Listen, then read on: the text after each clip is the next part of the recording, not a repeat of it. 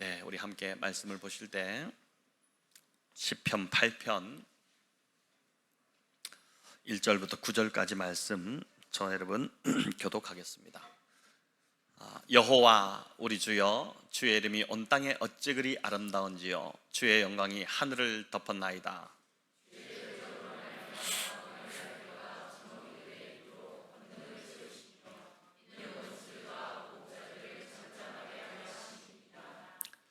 주의 손가락으로 만드신 주의 하늘과 주께서 베풀어 두신 달과 별들을 내가 보오니,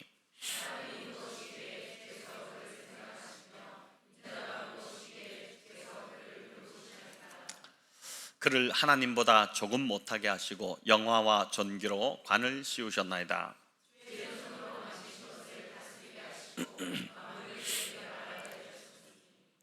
곧 모든 소와 양과 들짐승이며,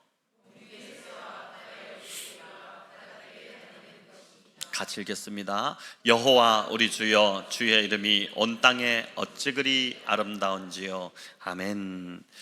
네, 사람이 무엇이기에, 이 제목으로 오늘 시편 8편, 시편 중에서도 너무 아름다운 시편으로 알려져 있는 이 시편을 통해서 우리 각자에게 하나님께서도 말씀하시는 주님의 음성이 있을 줄을 믿고 하나님 음성으로 이 말씀을 받기를 원합니다.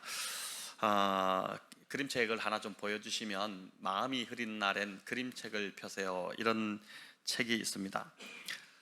이 책이 지금은 구입할 수가 없더라고요. 절판이 됐습니다. 이제 저자가 야나기다 구니오라는 일본 분이신데, 이분이 NHK 사회부 기자로도 재직하셨고 또 이런저런 활동들을 참 많이 하셨던 분인데, 이분이 쓴 책인데, 이 책은 그림책이지만 아이들을 위한 책이라기보다는 어른을 위한 그림책이라고 할 수 있는 책입니다. 네, 이 책에서 저자는 사람은 이제 그림책을 인생에 3번은 꼭 읽어야 한다, 이렇게 이야기를 했습니다. 먼저는 언제일까요? 어릴 때, 아이일 때, 그죠? 읽어주잖아요. 아이일 때 그림책을 읽어주는데, 저도 얼마 전에 또 이제 이 핸드폰이 사진이 계속 뜨기도 하고 하니까 영상이, 우리 큰아이 어릴 때 책 읽는, 아빠는 뭐뭐다, 아빠는 뭐뭐다, 이런 책을 이제 읽는 거를 보는데 되게 또 재밌고 귀엽고 막 그렇더라고요. 이제 어릴 때 아이들이 책을 읽습니다. 동화책, 그림책을 읽고, 두 번째는 이제 아이를 기를 때 이제 그림책을 읽어야 된다는 거죠. 아이들에게 책을 읽어줘야 된다는 것입니다. 그리고 세 번째가 인생의 후반에 이 그림책을 읽으라고 했습니다. 세 번째 그림책을 손에 잡을 때는 아이들을 위해서가 아니라 자기 자신을 위해서 읽어야 한다는 것입니다. 여러분, 왜 그럴까요? 나이가 들수록 마음이 회색으로 물들기 때문입니다. 마음이 회색으로 물든다는 것이 참 슬프지 않습니까? 어린아이들의 마음을 이제 이 색으로 표현한다면 어떤 색일까요? 아마 총 천년색이지 않을까 싶습니다. 하늘색, 연두색, 노란색, 여러분 이 색깔만 생각만 해도 기분이 좋아지잖아요. 참 밝고 생명력 있는 색들입니다. 하지만 나이가 들수록 상처와 상실, 배신, 죽음, 이별, 질병, 노화, 외로움, 후회, 불안, 또 용서하지 못했던 기억, 또 인생의 유한성에 대한 자각을 경험하면서 마음의 색깔이 점점 어두워져 갑니다. 나이 먹을수록 이제 늘어나는 게 뭐가 있습니까? 주름살이 늘어나죠. 주름살은 늘어나는데 감성은 점점 줄어들고 메말라 갑니다. 어린 시절에는 별것 아닌 것에도 까르르 웃고 쉽게 감동을 받았는데, 나이가 들면 무덤덤하고 잘 웃지도 않습니다. 그래서 지금도 조그만 거 다 내도 막 웃고 이런 게 건강한 거예요. 막 웃고 막 아이 같은 모습, 그게 참 건강한 것이죠. 여러분, 작은 꽃 한 송이에 감탄하지는 않더라도 아름다운 노을이나 하늘에 펼쳐지는 하나님의 그림이잖아요. 또 일출의 장관 앞에서는 탄성을 지를 줄 알아야 하는데, 그런 장면을 보면서도 별 감흥이 없고 무표정합니다. 여러분, 감성이 무뎌지고 병이 들었다는 증거입니다. 특별히 남성들이 더 그렇다고 합니다. 그 삶의 무게, 사회에서 받는 이런 무게가 이제 우리의 마음을 더 굳게 만들기 때문이고, 나이 들수록 감동보다는 계산이 앞서고 설렘보다는 그 익숙함을 더 찾기 때문입니다. 어린 시절에는 그 판타지가 막 또 상상력이 넘쳐났죠. 다 그렇게 살았잖아요. 저도 이제 어릴 때 기억해 보면은 조그만 그 자동차도 아닙니다. 그냥 나무로 만든 자동차 갖고 하루 종일 놀았어요. 그걸 갖고 이제 상상의 나래를 펼치면서 막 이렇게 노는 겁니다. 집 앞 정원에서 그걸 가지고 이제 노는 거죠. 근데 나이 들면서 이런 것들이 점점 소멸되고 감성이 사라지면서 인생이 메말라가고 딱딱해지는 것입니다. 이렇게 나이 들어간다면 여러분, 인생이 참 서글프고 허무해지지 않겠습니까? 사람이 말이 없고 무뚝뚝하면 자기도 재미없고 주변 사람도 잘 다가오지 않습니다. 말을 걸기가 무서운 것이죠. 괜히 말 잘못 걸었다가 한 소리 들을 것 같으니까 말도 잘 못 겁니다. 어떤 분은 나는 성격이 본래 그렇다 이렇게 하겠지만 성격도 필요하면 바꾸고 고쳐야 하지 않겠습니까? 뭐 그렇게 계속 재미없게 계속 사실 겁니까? 산에서 혼자 자연으로 사는 사람이라면 몰라도 더불어 우리가 살아가라면, 지금 교회도 나오고 또 집에서도 혼자 사는 것이 아니라 가족도 있고 같이 살아가려면 이 작가가 말한 것처럼 그림책이라도 좀 들어야 되지 않을까, 이런 생각이 들기도 합니다. 자, 그런데 오늘 다윗을 보니 이 영적 감수성이 여전히 살아있다 못해 넘치고 있습니다.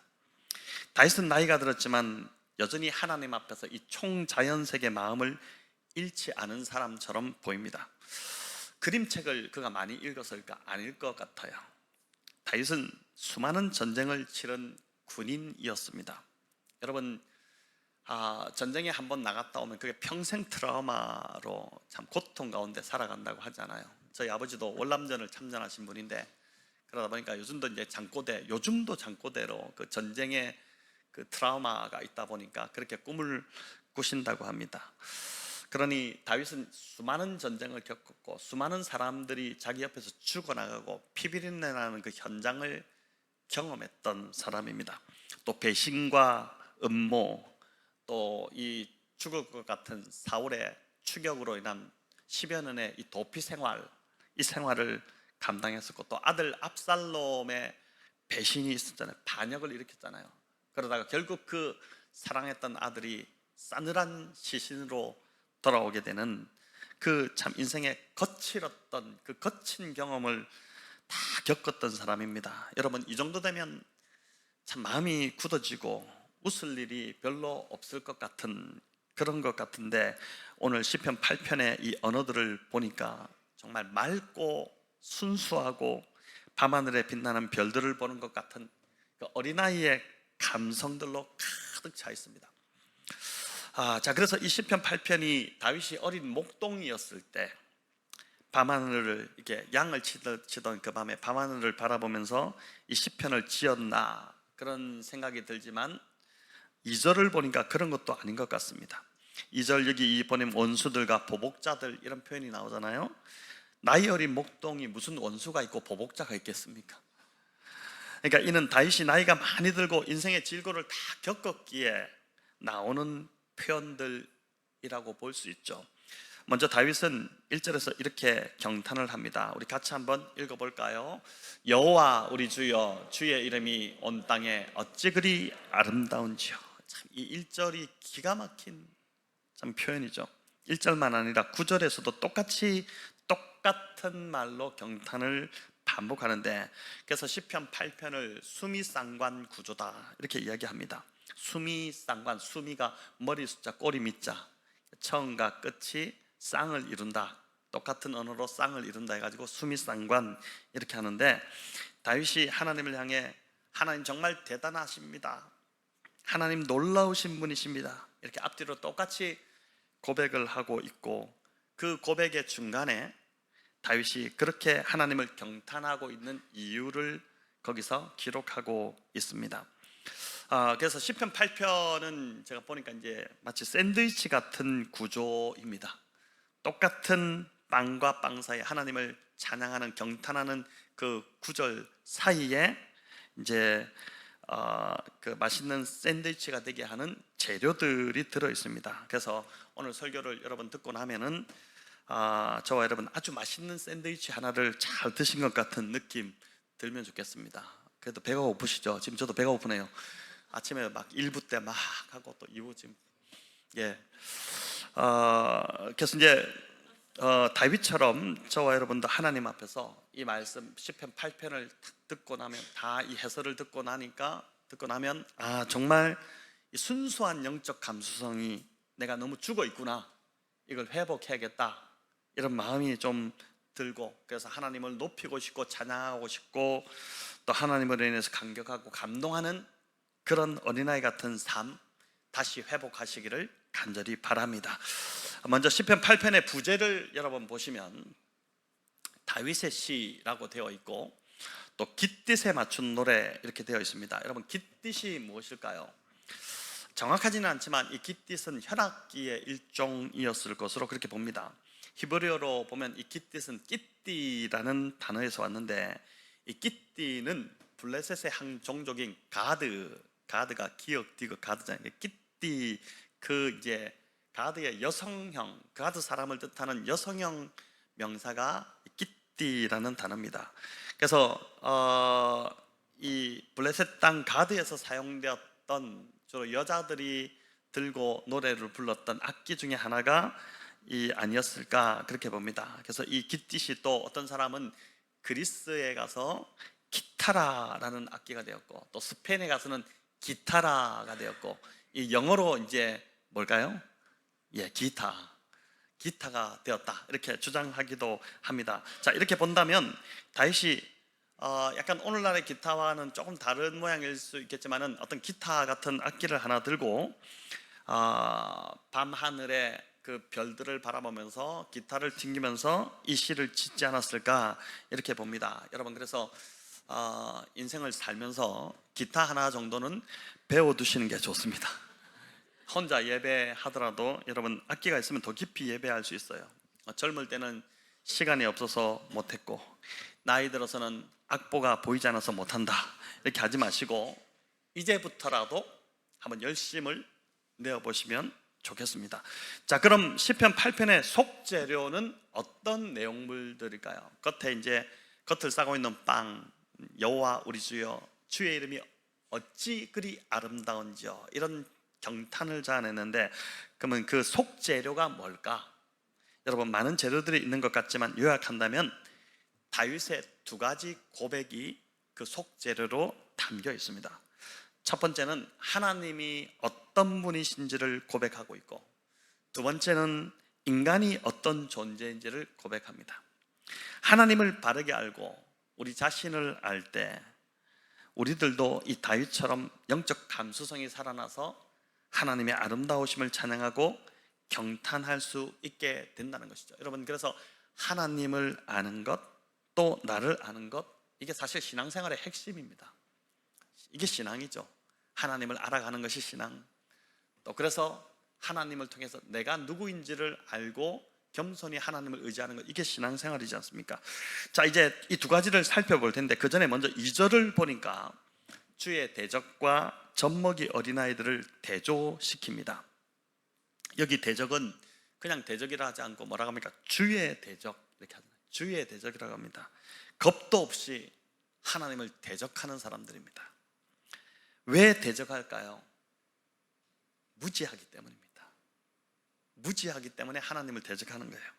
우리가 신앙생활을 한다고 해도 하나님을 바르게 알지 못한다면 우리 역시 주의 대적이 될 수 있습니다. 그래서 우리가 바르게 하나님을 알고 또 나를 아는 것이 중요합니다. 여러분, 그래야 바르게 믿을 수 있습니다. 여기 대적은 히브리어로 보니까 이제 그 뜻이 뭐냐면은 주님을 고통스럽게 하는 자들, 이렇게 돼 있어요. 주님을 기쁘시게 해야 되는데 주님을 고통스럽게, 그 사람으로 인해서 주님이 너무 고통을 받으신다. 여러분, 이건 최악의 상황이지 않을까요? 근데 주석적 해석을 보니까 이 대적은 또 이렇게도 합니다. 우리 같이 읽어볼까요? 스스로에 대하여 강하고 힘있다고 생각하기에 하나님의 도움을 필요로 하지 않는 자들, 하나님 의지하지도 않고 하나님 쳐다보지도 않고 하나님 관심도 없고 하나님을 도움을 전혀 필요로 하지 않는 자들을 주의 대적이라고 표현합니다. 반면 젖먹이 어린아이들은 하나님의 도우심이 없이는 절대 살 수 없는 자들이죠. 이런 자들은 늘 하나님의 도우심을 받으며 살기 때문에, 여러분 어린아이들, 우리 지금 유한이 오늘도 잠옷실에 왔지만은 한 3시간 그냥 놔두면은 어떻게 될까요? 이 끔찍하잖아요. 상상도 할 수 없는 일이잖아요. 어린아이들은 진짜 돌보지 않으면 살 수 없거든요. 늘 하나님의 도우심을 받아야 됩니다. 그렇기 때문에 하나님을 찬양하고 높이는 마음이 절로 생기게 되고, 하나님을 찬양하는 것이 너무 자연스러운, 어색하지 않은 것이죠. 한 주를 살면서 하나님을 얼마나 찬양하고 높이시나요? 저희 교회로서는 금요 기도회가 하나님을 높이고 찬양하기 참 너무 좋은 시간입니다. 조명도 조금 어둡습니다. 지금 너무 환하잖아요. 옆에 사람 얼굴이 너무 잘 보니까 좀 부담스럽잖아요. 금요일날 그래서 일부러 이제 기도하시도록, 또 예배를 깊이 할 수 있도록 조명을 좀 어둡게 하는데, 사람의 시선을 신경 쓰지 않고 찬양할 수 있습니다. 지난주도 우리 두 인도자께서 뜨겁게 예배를 잘 이끌어 주셔서 우리가 좀 깊이 예배할 수 있었습니다.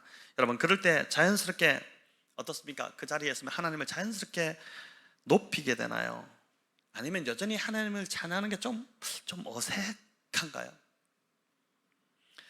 손을 들고 찬양하는 분들도 있는데, 저렇게 나도 해보고 싶은데 뭔가 하려면 좀 어색한가요? 손을 드는 것이 어색한가요? 혹 막 그런 분 없겠지만은 찬양하는 것이 너무 어색해서 찬양 끝나고 가야지 이렇게 하고 좀 늦게 오시기도 하시나요? 여러분, 마태복음 21장에는 이런 말씀이 나옵니다. 우리 같이 한번 읽어볼까요? 맹인과 저는 자들이 성전에서 예수께 나오매 고쳐주시니, 대제사장들과 서기관들이 예수께서 하시는 이상한 일과 또 성전에서 소리질러 호산나 다윗의 자손이여 하는 어린이들을 보고 노하여 예수께 말하되, 그들이 하는 말을 듣느냐? 예수께서 이르시되, 그렇다. 어린아기와 젖먹이들의 입에서 나오는 찬미를 온전하게 하셨나이다 함을 너희가 읽어본 일이 없느냐 하시고, 여러분, 여기 대제사장들 서기관들이 화가 머리 끝까지 나서 분노하고 있습니다. 왜 분노했을까요? 바로 앞에 보면은 예수님이 성전 안에서 장사하는 자들의 가판을 다 둘러 엎어버리고 재물들을 다 쫓아내고 채찍을 만들어서 막 다 몰아내고 성전을 깨끗하게 하셨습니다. 그렇기 때문에 막 화가 난 거예요. 그 이권, 그는 하루 장사를 망쳐버렸잖아요. 그 다 장사 돈이 대제사장 손으로 들어가는데 이게 완전히 막 화가 났죠. 그러고 나서 또 맹인들과 전원자들이 주님께 나오니까 주님이 다 고쳐주셨습니다. 자, 그러자 어린아이들 그걸 보고 너무 좋아서 예수님을 향해 호산나 다윗의 자손이여, 이 말은 메시아십니다. 당신이 우리의 구원자이십니다. 그런 고백을 어린아이들이 하니까 그 아이들을 보고 막 화가 나기 시작한 겁니다. 여러분, 이들이 곧 주의 대적자들이라고 합니다. 이들이 곧 주의 대적자들이에요.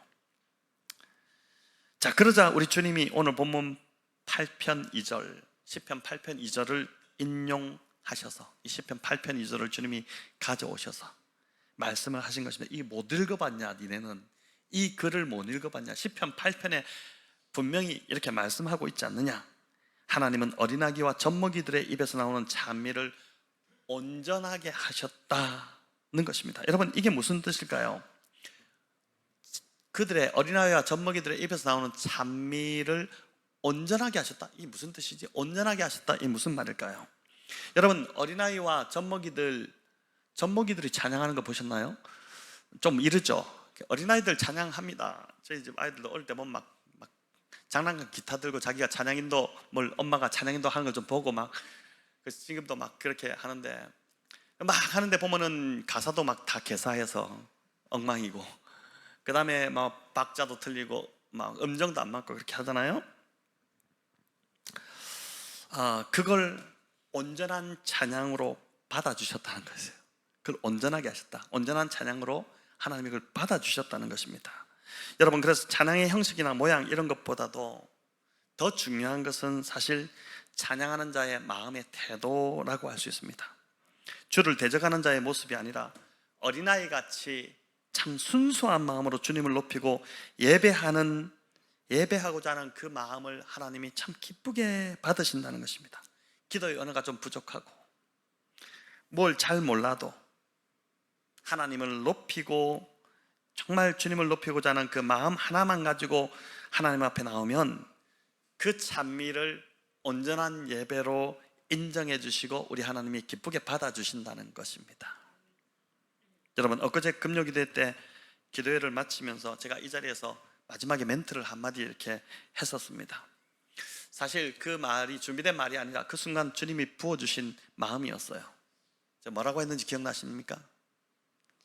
여기 앞자리가 지금 비어 있습니다. 정말 하나님께 더 가까이 나오기 원하는 분들은 나오세요. 누구든지 나와서 여기서 기도하십시오. 이렇게 하고 나서 이제 제가 제자리로 들어갔죠. 여러분, 앞에 나온다는 건 단순한 자리 이동하라는 소리가 아닙니다. 그건 간절함이 담긴 태도죠. 주를 붙들기 위한 마음. 주님이 아니면 나는 소망이 없습니다. 주님만이 나의 소망입니다 라는 그 간절함이 담긴 그 마음이 자리를 앞으로 나오게 만드는 것입니다. 더 앞으로 주님께 더 가까이 나오고 주님을 붙들기 위해 나오는 것이죠. 여러분, 그렇게 말씀드리고 제가 제자리에 앉았는데 보니까 곧 두 분이 나와서 이렇게 그 자리에 앉으셔서 막 기도하기 시작했습니다.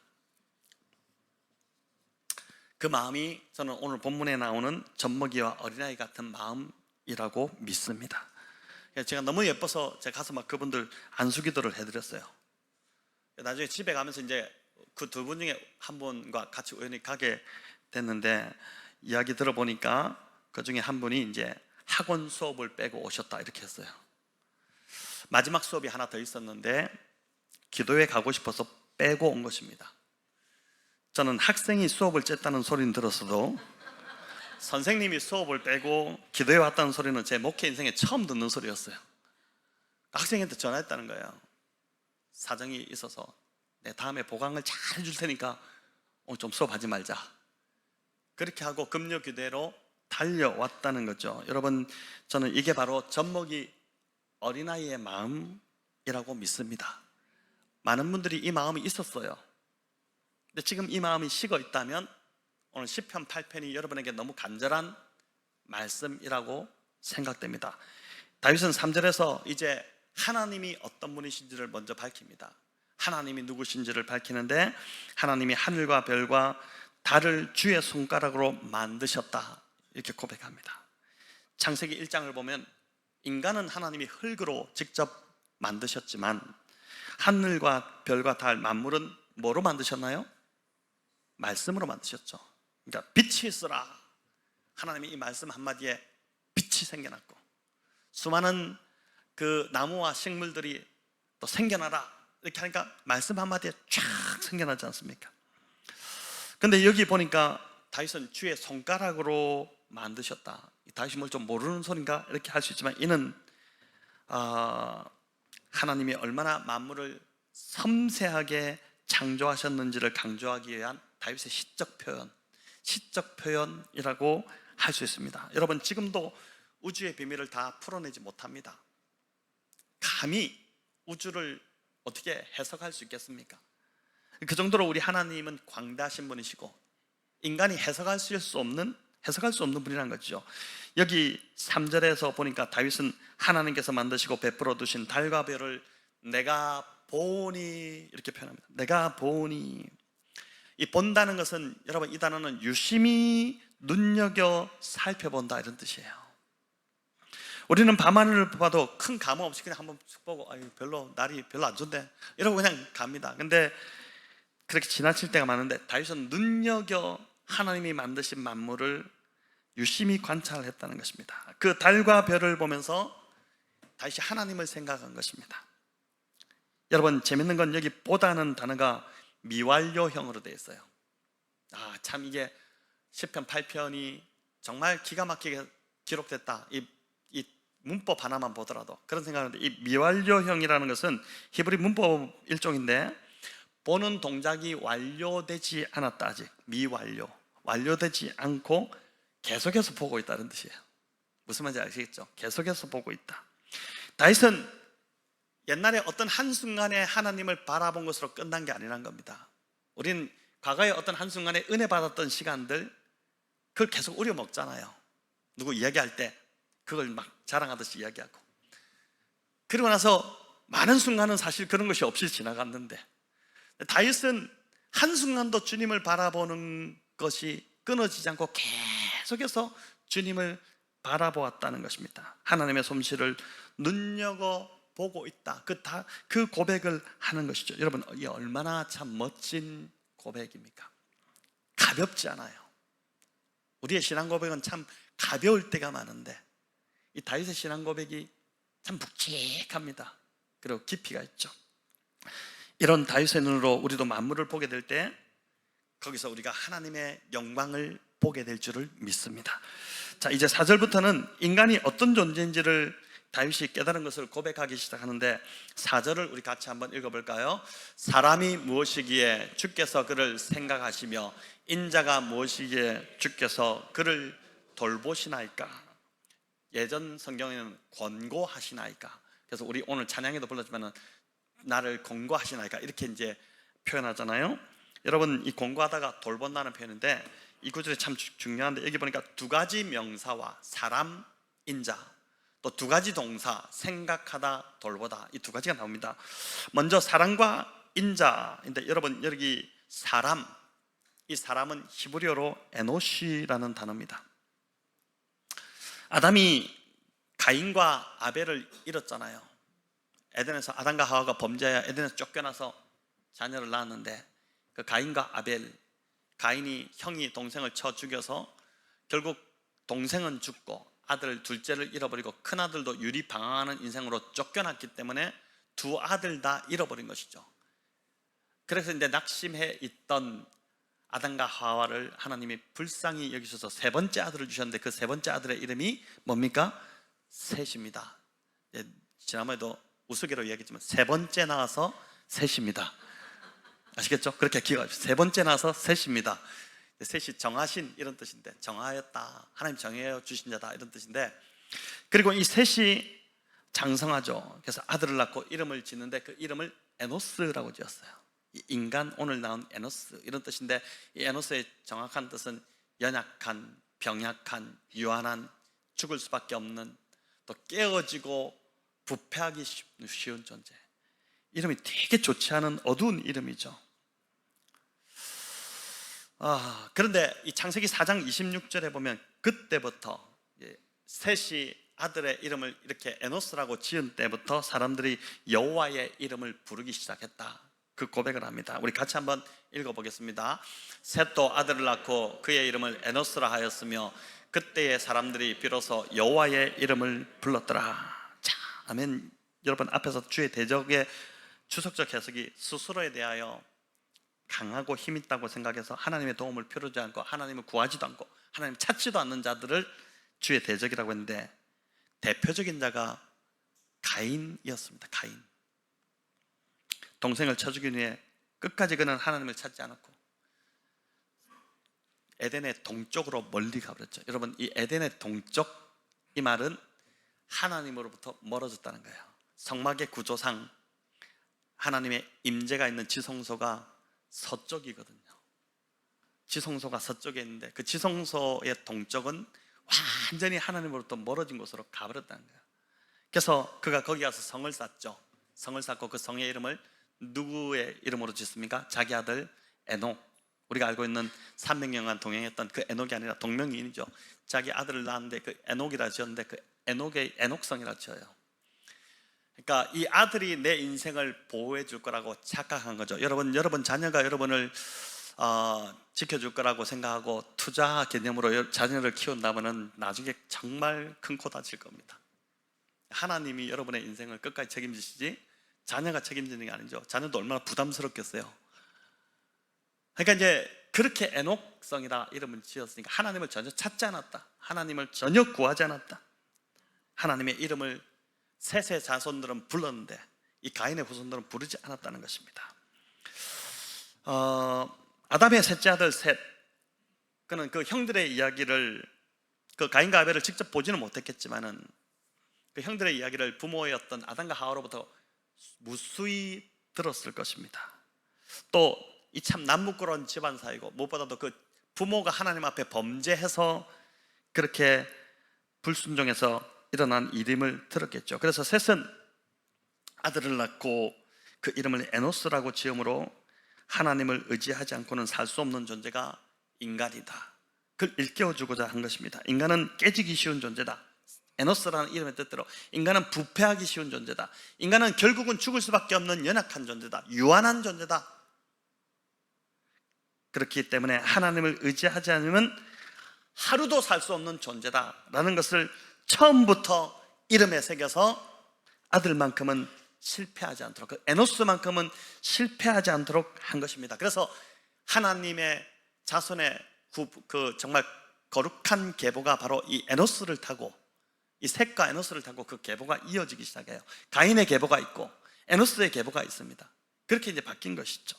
여러분, 그래서 창세기 4장 26절은 이를 깨달았을 때부터, 이 사실을, 인간이 얼마나 연약한 존재를 깨달았을 때부터 사람들이 여호와의 이름을 불렀다, 이렇게 기록합니다. 여호와의 이름을 부르다는 이 카라라는 동사도 보니까 단지 호칭을 부르는 그런 것이 아니라 초청하다, 영접하다, 이런 뜻이었습니다. 인간이 자신이 얼마나 연약한 존재인지를 깨달은 순간부터 하나님을 자기 인생에 초대했고 주인으로 모셨다는 것입니다. 인간이라는 단어가 나고 또 인자라는 단어가 나오죠. 인자가 무엇이기에? 인자는 사람의 아들인데 히브리어로 보면은 벤 아담입니다. 벤이 아들이잖아요. 아담, 흙이라는 뜻입니다. 흙의 아들, 이런 뜻이죠. 즉 이 말도 흙으로 돌아갈 수밖에 없는 연약한 인생이다는 것이죠. 그럼에도 그런 인생임에도 불구하고 하나님이 생각하시고 돌보시기까지 하니 어찌 감탄하지 않을 수 있느냐는 것입니다. 여러분, 생각한다는 것은 잊지 않고 기억하고 있다는 거예요. 누군가가 나를 계속 잊지 않고 기억한다. 여러분, 굉장히 감사한 일이죠. 전화가 왔어요. 네가 생각나서, 또는 내가 너를 생각하고 있어서, 내가 너를 잊지 않고 계속 기억하고 기도하고 있어, 이런 말 들으면 너무 위로가 되지 않습니까? 또 돌보신다는 것은 찾아오신다는 뜻입니다.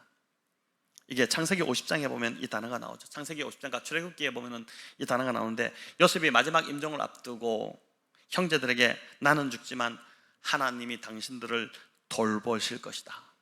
그런데 이 돌보신다는 말이 하나님이 당신들에게 찾아오실 것이다. 결국은 모세를 통해서 하나님이 찾아오셨죠. 그리고 그들을 출애굽시키잖아요. 그 지옥에서 건져내시지 않습니까?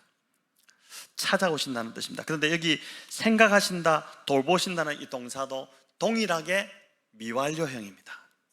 제가 정말 감동이 되었어요. 이거 깨달아지는데 너무너무 감동이 된다, 이런 생각이 들었습니다. 우리가 주님 앞에 서는 그날까지 주님이 나를 생각하시고 돌보신다는 거예요. 한번 생각해주고 끝난 것 아닙니다. 우리는 그렇게, 인간은 그렇게 그럴 수 있잖아요. 그 사람 한번 생각하고, 저도 기도할 때 어떤 분 기도 막 했다가 좀 그분의 삶이 좀 괜찮아지면 기도해서 빠지거든요. 살짝 잊어버려요. 그렇다 또 힘들어진다 하면 또 그분을 위해서 막 기도하고. 우리는 그럴 수 있어요, 인간이기 때문에. 근데 하나님은 한 번도, 미완료형, 한 번도 기억에서 지우지 않은, 계속 생각하고 계신다, 계속 기억하고 계신다. 또 기억만 하면은, 어떨 때는 그래 뭐 기억만 하면 뭐 하나 좀 뭐 도와주지, 이런 생각이 들잖아요. 근데 그럴 뿐만 아니라 찾아오신다. 왜 찾아오실까요? 돌보시기 위해서 찾아오신다는 거예요. 놀라운 이 표현이죠. 비천한 인생 가운데, 우리 비천한 인생, 우리를 늘 생각하고 계시고, 그럴 뿐만 아니라 우리 인생에 찾아오셔서 우리를 도우신다는 것입니다. 여러분, 지금 이 시간도 하나님은, 예배드리고 있는 지금 여러분이 예배드리고 있는 이 시간도 하나님은 나를 생각하고 계시고 나를 어떻게 돌보시고 도움을 주실지를 고민하고 계신다는 이 사실이 큰 위로가 되지 않습니까? 사실 우리는 그런 자격이 없는 자들입니다. 자격이 없어요. 무슨 자격이 있습니까? 그럼에도 만물을 지으시고 만물을 지금도 보존하시는 광대하신 하나님이 한낱 보잘것없는 미물에 불과한 나를 생각하고 계시고 돌보고 계시다는 그 생각이 미치자 다윗은 가만히 있을 수 없었습니다. 그래서 밖으로 뛰쳐나가서 기타 탁, 옆에 보니까 기타가 있으니까 기타 들고 그래가지고 밤하늘을 보면서 여호와 우리 주여, 주의 이름이 온 땅에 어찌 그리 아름다운지요. 아마 오늘 불렀던 그 메들리 비슷하게 부르지 않았을까, 그런 생각이 듭니다. 여러분, 그런데 더 감동스러운 것은 5절입니다. 이런 부족하고 못난 나를 하나님보다 조금 못하게 만드셨고, 이 말은 하나님보다 좀 모자라게 만드셨나 보다 이런 뜻이 아니라, 그 뒤에 영화와 존귀로 간을 씌우셨다, 이 말은 하나님 닮은 영화롭고 존귀한 존재로 지으셨다는 것입니다. 여러분, 그래서 아무리 못난 사람이라고 해도 함부로 비판해서는 안 됩니다. 그 사람을 하나님이 영화와 존귀로 관을 씌우신 사람이기 때문에. 여러분, 유명한 그림들 가서 건방지게 교만하게 그림 앞에서 이거는 색깔이 좀 색감이 뭐 어떻고 이러면서 이제 그 비판하고 할 수 없잖아요. 그 유명한 작가에 대한 신뢰고 모독하는 행위죠. 마찬가지입니다.